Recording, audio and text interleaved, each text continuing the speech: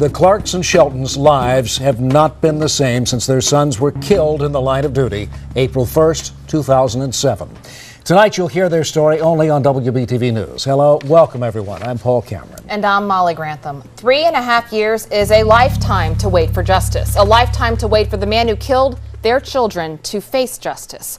Every day since that horrible night in 2007, the parents of Sean Clark and Jeff Shelton have waited for today, a night when they can finally exhale knowing their sons can rest in peace.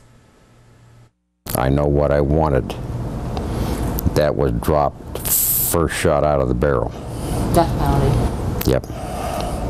But what we have got now, I can live with. I don't have to like it, but I can live with it. So this part of the recovery process. Are you happy with the results? Yes.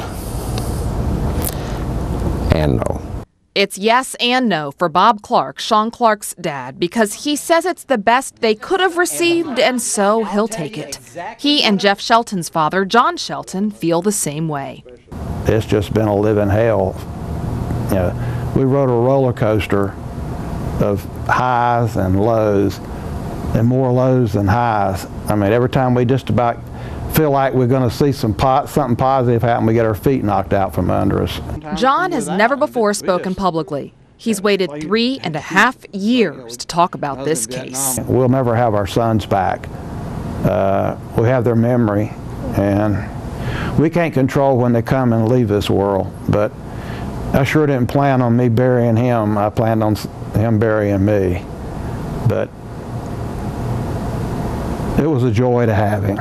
These men and Sean's mother and siblings admit they are still in shock. It's over. They can't believe, they say, their living hell is over.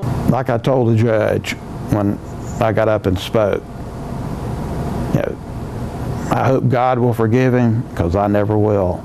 He took my son for no reason. He took Bob and Alona's son for no reason. And it's unacceptable. We spoke 30 minutes after sentencing was decided. Those strangers on March 31st, 2007, these families have become friends ever since, often bonding over the curveballs which blindsided them in every direction. What was the part that came out the most that not surprised you, because that's the defense, but that was making you think, uh-oh, this might not go our way? What was the thing that came out that made you think that's a really good point for the defense? Fant. Detective CMPD Arvin Fant, who has since been demoted to patrol, had sloppy notes. It came out the day before the trial was to begin. And it cost us the death penalty. First day in court, boom, it was gone. At that point, the light went out of the candle, I can tell you that. It was hard going for a long time. And that was the worst part of the 3.5 years. Don't misunderstand their frustrations about the past. Thursday night, these parents are thrilled. There are even some laughs in the 90 minutes of interview. They both say overall the Mecklenburg County's district attorney's office came through. And both agree the defense attorney was great, despite them hating what he said. It's so interesting. Both you and Bob Clark think the defense did an exceptional job. If I was in trouble, he'd be the first person I'd call to get me out of it.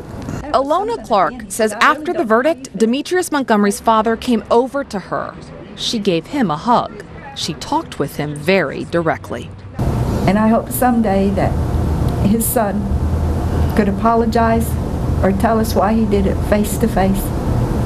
And he said he'd work on that. Both families say Demetrius never showed remorse, often locked eyes with them in court, sometimes snickering at them when he walked by. And they could do nothing. But Bob says, oh well. But now I don't have to worry about that. He can not talk and stare to somebody else. Wow. That was some of the stuff right there where he said, you know what, he made us so insane inside that courtroom. He'd be snickering at us, he'd crack jokes at us almost with his eyes, but now he can do that in prison. He is locked away. Yes. And, you know, Molly, I don't think people realize how hard you worked to get these people to talk. I mean, I heard your phone calls. It was terrific, solid journalism on your part. Well, the families really wanted to talk, but they couldn't for a very, very long time, and it was very emotional to be there with them today, and I'm glad they finally broke their silence.